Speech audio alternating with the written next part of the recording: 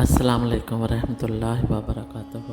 الحمدللہ رب العالمین، الصلاۃ والسلام یا سید الانبیاء والمرسلین وعلی آلہ طیبین الطاہرین وصحابہ الراشدین المہدیین، اما بعد فاعوذ باللہ من الشیطان الرجیم، بسم اللہ الرحمن الرحیم۔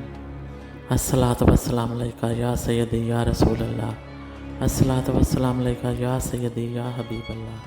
قرآن اور رمضان۔ اللہ رب العزت کا ہم بے پناہ شکر ادا کرتے ہیں جس نے ہمیں رمضان المبارک کے مہینے میں قرآن عطا فرمایا۔ رمضان المبارک کی بہاریں آ چکی ہیں۔ اللہ تبارک و تعالیٰ نے آقا حضور صلی اللہ علیہ وآلہ وسلم کے سینہ اطہر پر قرآن پاک نازل فرمایا۔ نزول قرآن کا مہینہ رمضان المبارک ہمارے درمیان آ چکا ہے۔ اس مہینے کا ہمارے اوپر حق ہے کہ ہم قرآن پاک کی تلاوت کریں۔ قرآن پاک کی تلاوت کرنے سے اللہ تبارک و تعالیٰ کی برکتیں اور رحمتیں نازل ہوتی ہیں۔ اگر قرآن پاک پڑھنا بھی نہیں آتا تو پھر بھی قرآن پاک پڑھیں۔ قرآن پاک کی زیارت سے بھی ایمان تازہ ہوتا ہے، آنکھوں کو ٹھنڈک اور سکون ملتا ہے۔ قرآن نور ہے، قرآن روشنی ہے، قرآن شعور ہے، قرآن ہدایت ہے، قرآن رحمت ہے اور قرآن حکمت ہے۔ قرآن کامیابی کی کنجی ہے۔ قرآن مایوس لوگوں کو مایوسی کی دلدل سے نکالتا ہے۔ قرآن پاک کو محض ایک کتاب سمجھ کر نہ پڑھیں۔ قرآن ایک طاقت اور قوت کا نام ہے۔ قرآن زندگی ہے۔ آقا حضور صلی اللہ علیہ وآلہ وسلم نے ارشاد فرمایا، جنہوں نے قرآن اپنایا، قرآن انہیں عروج اور بلندیاں عطا فرمائے گا، اور قرآن پاک کو نہ پڑھنے والا ذلیل اور رسوا ہوگا۔ قرآن پاک کے اس سوال پر غور کرو۔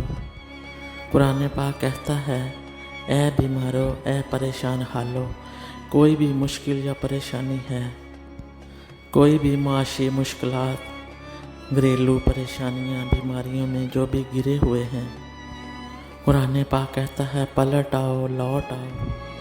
اگر ہم لوٹ آئیں گے تو کیا ملے گا؟ قرآن بگڑے ہوئے سارے کام سنوار دے گا۔ قرآن پاک تمام مشکلوں اور پریشانیوں سے نجات عطا فرمائے گا، بیماروں کو شفا عطا فرمائے گا۔ رحمتیں، برکتیں، عزتیں، شفاعتیں قرآن پاک کے دامن میں ہیں۔ جو قرآن پاک کے دامن کو مضبوطی سے تھام لے گا تو اسے دنیا میں عزت و وقار اور آخرت میں جنت ملے گی۔ ماہ رمضان ہمیں پکار رہا ہے، لوٹ آؤ قرآن کی طرف، عزتوں اور سچی خوشیوں کی طرف۔ ماہ رمضان مبارک میں نیکیوں کا اجر بڑھا دیا جاتا ہے۔ ایک نیکی کا ثواب 70 نیکیوں کے برابر کر دیا جاتا ہے۔ اسی طرح قرآن پاک کی تلاوت کا ثواب 70 گنا بڑھا دیا جاتا ہے۔ آپ اس موقع کو ضائع نہ کریں۔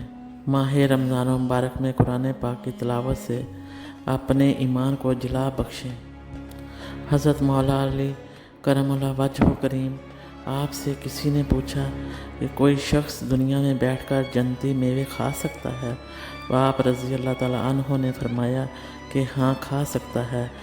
فرمایا صبح سویرے اٹھ کر جو قرآن پاک کی تلاوت کر رہا ہے، آپ محسوس کریں گے کہ آپ جنتی میوے کھا رہے ہیں۔ رمضان المبارک میں صبح و شام قرآن پاک کی تلاوت کر کے دیکھیں کیسا لطف آتا ہے۔ قرآن پاک کو محض عام کتابوں کی طرح ایک کتاب نہ سمجھیں۔ قرآن پاک ایک بہت بڑا خزانہ ہے۔ اللہ تبارک و تعالیٰ رمضان المبارک میں ہمیں زیادہ سے زیادہ قرآن پاک کی تلاوت کرنے کی توفیق عطا فرمائے، آمین۔ قرآن اور رمضان کا بڑا باہمی گہرا تعلق ہے، کیونکہ اس مہینے میں قرآن پاک نازل ہوا۔ روزہ رکھ کر بندہ جب قرآن پاک کی تلاوت کرتا ہے تو پھر قرآن کا نور دو چند ہو جاتا ہے، نوراً علی نور ہو جاتا ہے۔ صحابہ کرام رضی اللہ تعالیٰ عنہ کا جو قرآن پاک کے ساتھ تعلق تھا، اگر ہم آج اس کو سامنے رکھیں تو ہماری زندگیوں کا طریقہ کار ہی بدل جائے۔ جو خشوع و خضوع کے ساتھ، شوق و محبت کے ساتھ قرآن پاک کی تلاوت کرتے ہیں، آقا حضور صلی اللہ علیہ وآلہ وسلم ان کے درمیان تشریف لاتے ہیں اور اللہ تبارک و تعالیٰ خود کان لگا کر اس کی تلاوت سنتے ہیں۔ آقا حضور صلی اللہ علیہ وآلہ وسلم نے ارشاد فرمایا کہ قرآن پڑھا کرو، اللہ تبارک و تعالیٰ اس دل پر عذاب نازل نہیں فرمائیں گے جس دل میں قرآن ہوگا، چاہے کچھ حصہ ہی قرآن پاک کا اس کے دل میں ہو۔ آقا حضور صلی اللہ علیہ وسلم نے ارشاد فرمایا، جو قرآن سے محبت کرتا ہے اسے خوشخبری سنا دو۔ قرآن سے محبت انسان کو خوش نصیب بنا دیتی ہے۔ کتنی شان والی کتاب ہے۔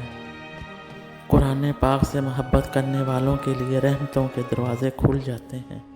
صحابہ کرام رضی اللہ تعالیٰ عنہ اپنی جان سے بڑھ کر قرآن سے محبت کرتے تھے۔ کبھی آپ نے قرآن پاک پڑھتے ہوئے روحانی لذت محسوس کی ہے؟ اگر قرآن پاک پڑھتے ہوئے لطف نہیں آتا، لذت نہیں آتی، پھر آپ کے ایمان کا حال وہ نہیں رہا جو ہونا چاہیے۔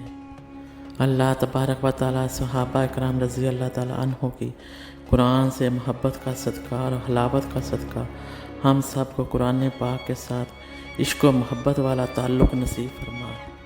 ہم رمضان المبارک نزول قرآن کے مہینے میں صبح و شام قرآن پاک کی تلاوت کریں۔ رمضان المبارک کے بعد بھی ہم قرآن کو اپنی زندگی کا حصہ بنائیں۔ قرآن آدمی کو انسان بناتا ہے۔ قرآن انسانوں کو فرشتوں سے افضل و اعلیٰ بنا دیتا ہے۔ قرآن زندگی کو بدل دیتا ہے۔ قرآن ظاہر و باطن کو سنوار دیتا ہے۔ قرآن پاک کی اتنی بڑی دولت گھر میں رکھ کے پھر مایوس، محروم اور پریشان ہوں۔ اپنے اوپر رحم کریں، قرآن سے تعلق جوڑیں۔ صاحب قرآن کی محبت دل میں بسا کر خاک مدینہ کو آنکھوں کا سرما بنا کر قرآن پاک کی تلاوت کریں، پھر دیکھنا قرآن پاک آپ کو اپنا حسن دکھائے گا انشاءاللہ تعالی۔ آقا حضور صلی اللہ علیہ وسلم نے ارشاد فرمایا، قیامت کے دن جس کی حمایت میں قرآن اور رمضان کھڑے ہوں گے اس پر جنت واجب ہو جائے گی، اور پھر فرمایا یاد رکھو رمضان اور قرآن جس کے خلاف کھڑے ہوں گے اس پر دوزخ واجب ہو جائے گی۔